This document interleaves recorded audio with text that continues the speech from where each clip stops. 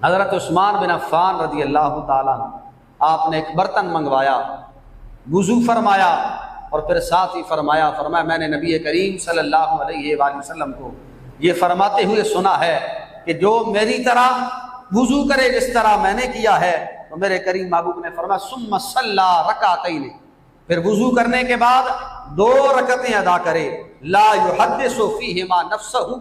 अपने नफ्स को किसी और तरफ न ले जाए, यानी खालिस अल्लाह की रजा की खातिर अल्लाह को याद करते हुए सिर्फ 2 रकतें पढ़े, सिर्फ 2 रकतें इबादत करे। तो फरमाया गुफ़िर लहू मा तक़द्दम मिन ज़ंबिही, जिसने सरकार के वुज़ू की तरह वुज़ू किया, वुज़ू करने के बाद आया, 2 रकतें अल्लाह की रजा की खातिर पढ़ी और 2 रकतों में उसका ख्याल अल्लाह की तरफ ही रहा।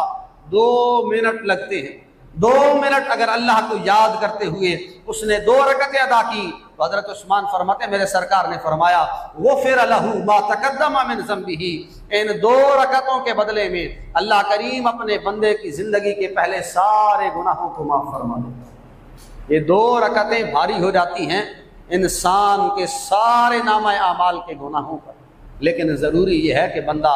खालिस होकर इबादत करे।